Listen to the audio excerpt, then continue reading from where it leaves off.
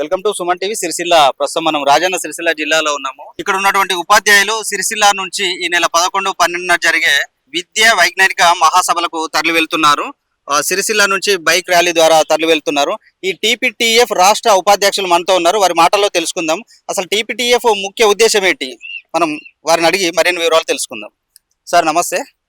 Sir మీ పేరు? నమస్కారం అండి, నా పేరు పాతూరు మహేందర్ రెడ్డి సార్. టీపీటీఎఫ్ రాష్ట్ర ఉపాధ్యక్షుల్ని. సార్ మీ ఇప్పుడు టీపీటీఎఫ్ ద్వారా మీ ముఖ్య ఉద్దేశం ఏంటి? ఒకేసారి ఇంతమంది ఉపాధ్యాయులు సిరిసిల్ల నుంచి బైక్ ర్యాలీ ద్వారా ఈ నెల 11, 12 జరిగే మహాసభలకు వెళ్తున్నారు. అసలు టీపీటీఎఫ్ ఎప్పుడు ఆవిర్భవించింది? అసలు టీపీటీఎఫ్ ద్వారా మీరు ఎలాంటి సమస్యలను పరిష్కారం చేసుకోబోతున్నారు? మరిన్ని వివరాలు తెలపండి.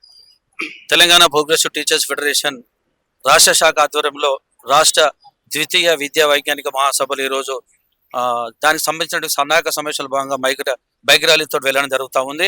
ఖమ్మం సర్కస్ గ్రౌండ్, నయా బజారు స్కూల్ గ్రౌండ్ లో జరిగేటువంటి ఫిబ్రవరి 11, 12 తేదీలలో జరిగే రాష్ట్ర మహాసభల యొక్క ముఖ్య ఉద్దేశం ఏంటంటే, అంతరాలైనటువంటి విద్య ప్రజలకు ప్రభుత్వ బాధ్యత అనేటువంటి నినాదంతో ఈనాడు ఉన్నటువంటి దేశ రాష్ట్ర విద్యా వైజ్ఞానిక పరిస్థితులు, సమకాలీన రాజకీయ ఆర్థిక పరిస్థితులను విశ్లేషించి ఒక టీపీటీఎఫ్ ఒక విద్యా విధానాన్ని ప్రభుత్వంకి, కేంద్ర రాష్ట్ర ప్రభుత్వాలకు అందించే విధంగా జరిగేటువంటి మహాసభల కోసం సమ్మతమవుతా ఉన్నాం.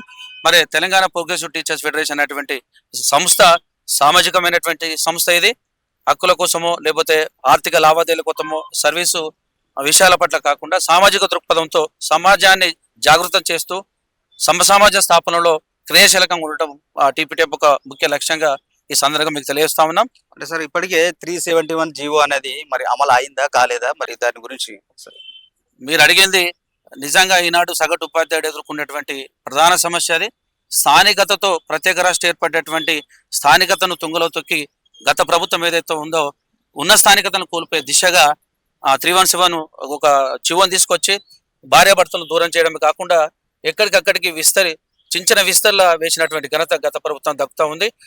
ఆ దిశగా 317 అన్యాయం జరిగినటువంటి ఉపాధ్యాయుల పక్షాన తెలంగాణ ప్రోగ్రెసివ్ టీచర్స్ ఫెడరేషన్ 3 అంచెల కార్యక్రమాన్ని గతంలో తీసుకోవడం జరిగింది. మండల స్థాయిలోను, జిల్లా స్థాయిలోను, రాష్ట్ర స్థాయిలోను. తప్పకుండా నూతన ప్రభుత్వంలో మనం ఆశిస్తా ఉన్నాం.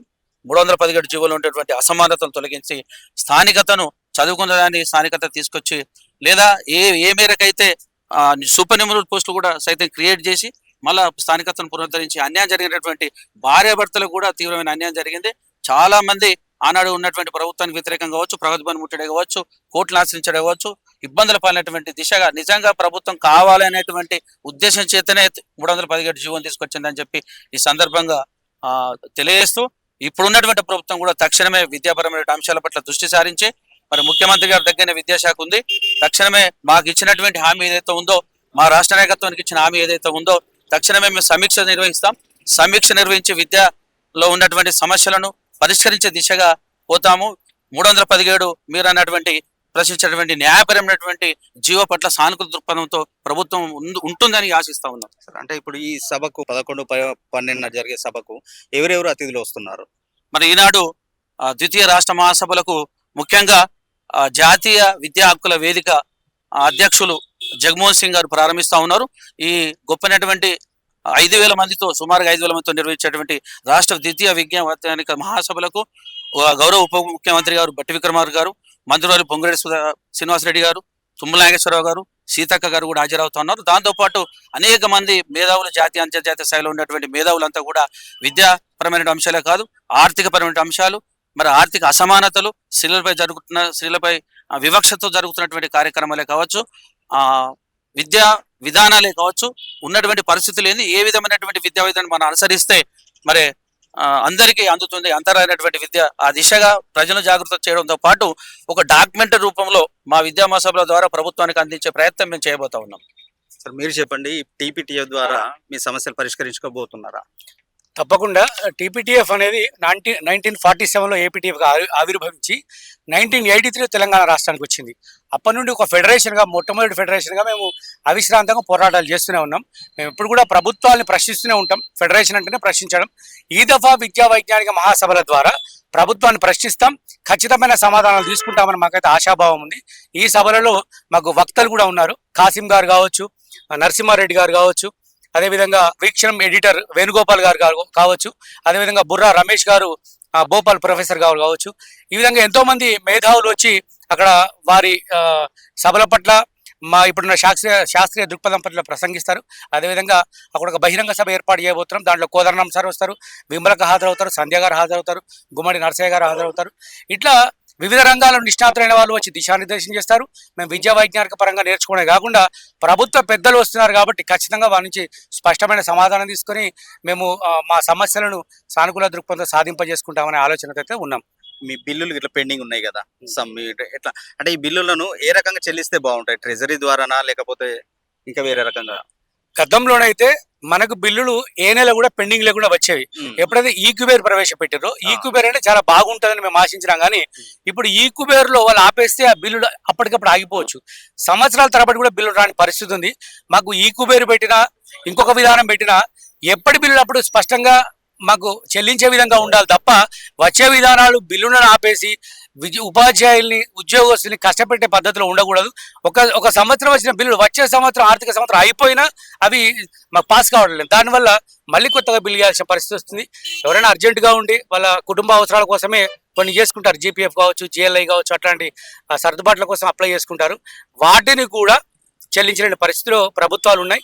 మరి ఇప్పుడున్న ప్రభుత్వం అయితే ఆ దిశగా అడుగులు ముందుకు వేసి సకాలం చెల్లిస్తున్న ఆశాభావం వ్యక్తం చేస్తున్నాం. మరి ఆ దిశగా వెళ్ళాలని మేము కోరుకుంటున్నాం. ఈ సభలో స్పష్టంగా మా వైఖరిని ఈ విధంగానే తెలియజేస్తాం. ప్రస్తుతం మనతోటి రాష్ట్ర ఈసీ మెంబర్ ఉమా గారు ఉన్నారు. వారిని అడిగి మరిన్ని వివరాలు తెలుసుకుందాం. మేడం, టీపీటీఎఫ్ ద్వారా మరి మీ సమస్యల్ని ఎలా పరిష్కరించుకోబోతున్నారు? ఇక్కడ ఉన్నటువంటి ఉపాధ్యాయులు ఏకమొత్తంలో ఒకేసారి ఇంతమంది బైక్ ర్యాలీలు తీసి 11-12 జరిగే ఖమ్మం ర్యాలీకి వెళ్తున్నారు. అసలు మీరు ఇంతటి సమస్యకు ఒకేసారి మీరు ఈ అధ్యాపకులతోటి సమస్యను పరిష్కరించుకోవడానికి గల కారణాలు, మీకున్న సమస్యలు, అలాగే బిల్లులు కూడా పెండింగ్లు ఉంటున్నాయని చెప్తున్నారు కొంతమంది. ఇంకొకటి ఏంటంటే మెడికల్ బిల్లులు కూడా మాకు ఇప్పటి వరకు రాలేదని చెప్తున్నారు. వీటి గురించి ఒకసారి మీరు చెప్పండి. సమస్యలు అనేటి చాలా వరకు ఉన్నాయి. దాంట్లో కొంతవరకన్నా వీటి ద్వారానన్నా మా విద్యా సదస్సు ద్వారానన్నా ప్రజల ద్వారా ప్రజలకు అందిస్తూ వాళ్ళకి అన్ని సహకారాలు అందిస్తామని ఈ సదస్సు ద్వారా మా రాజన్న సిరిసిల్ల నుండి టీచర్స్ బయలుదేరుతున్నాం. ఈ సదస్సును విజయవంతం చేద్దామని, దానికి అందరు ప్రోత్సాహం కూడా ఉండాలని, ప్రజలకు మా సమస్యలు అనేటివన్నీ తెలియజేయాలని నిర్వహించుకోవడం జరుగుతుంది. జిల్లా ప్రధాన కార్యదర్శి రామ్నాథ్ రెడ్డి మనతో ఉన్నారు. ఒకసారి వారిని అడిగి మరిన్ని వివరాలు తెలుసుకునే ప్రయత్నం చేద్దాం. సార్ చెప్పండి సార్, ఇప్పుడు టీపీఎఫ్ ద్వారా మీరు మీ ముఖ్య ఉద్దేశం చెప్పండి. ధర్నాగల సార్, టీపీటీఎఫ్ అనేది ముఖ్యంగా ఏర్పడ్డది ఒక స్లోగన్తో ఏర్పడడం, హక్కులకై కలబడు, బాధ్యతలకై నిలబడని. బాధ్యతల కోసం టీపీటీఎఫ్ కార్యకర్తలు కానీ, టీపీటీఎఫ్ ఉపాధ్యాయులు కానీ ఎప్పుడైనా నిలబడే ఉంటారు. పాఠశాలల్లో కానీ లేకపోతే వాళ్ళ వర్క్ విషయంలో కానీ ఎప్పుడు ముందుంటారు. ఎక్కడ కూడా వెనకడుగు వేసే ప్రసక్తి లేదు. అదేవిధంగా అదే స్థాయిలో మాకు వచ్చే హక్కుల కోసం కూడా పోరాడడానికి కూడా వెనకడుగు వేసే ప్రసక్తి లేదు. కాబట్టి మాకు రావాల్సిన హక్కుల కోసం ఏ ప్రభుత్వం ఉన్నా కూడా పోరాడుతూనే ఉంటుంది. ఏ ప్రభుత్వానికి కొమ్ము కాసేది కాదు. టీపీటీఎఫ్ అనేది ఒక స్వతంత్ర సంస్థగా పనిచేస్తూ ప్రభుత్వాలకు తొత్తుగా వ్యవహరించకుండా ఖచ్చితంగా మా యొక్క హక్కులు నెరవేర్చుకునే విధానాల్లో పోతూ ఉంటాం. దానిలో భాగంగానే మొట్టమొదటిసారి మేము ఇదివరకు సిరిసిల్లలో కూడా మహాసభలు నిర్వహించుకున్నాం. ఇప్పుడు రెండోసారి ఖమ్మంలో ద్వితీయ విద్యా మహాసభలు నిర్వహించుకోబోతున్నాం. చాలా పెద్ద ఎత్తున జరిగే మహాసభల ద్వారా ప్రభుత్వానికి ఒక మినిట్స్, మా ఉపాధ్యక్షులు రాష్ట్ర ఉపాధ్యక్షులు చెప్పినట్టుగా ఒక మినిట్స్ అందించబోతున్నాం. అసలు ఎన్ని రకాలుగా గత ప్రభుత్వంలో కానీ అంతకుముందు జరిగిన విద్యా వ్యవస్థలో జరిగిన లోపాలు కానీ లేకపోతే ఉపాధ్యాయులకు జరిగిన నష్టాలు కానీ ఎన్ని రకాలుగా జరిగినాయి, అవన్నిటిని పరిష్కరించుకునే మార్గాలు ఎలా ఉంటాయి, ఎలా పరిష్కరించుకుంటే బాగుంటుందనే అంశాలతో పాటు మేము ఒక మినిట్స్ రూపొందించి ప్రభుత్వానికి అందించబోతున్నాం. ప్రభుత్వం యొక్క పెద్దలు కూడా ఈ సభలో పాల్గొంటున్నారు కాబట్టి వాళ్ళు కూడా సానుకూలంగా స్పందించి మా యొక్క కోరికలన్నీ నెరవేరుస్తారని చెప్పి ఆశిస్తూ ఆ యొక్క మహాసభల్ని దిగ్విజయం చేయాలని మరొకసారి ప్రజలందరినీ కూడా కోరుకుంటున్నాం.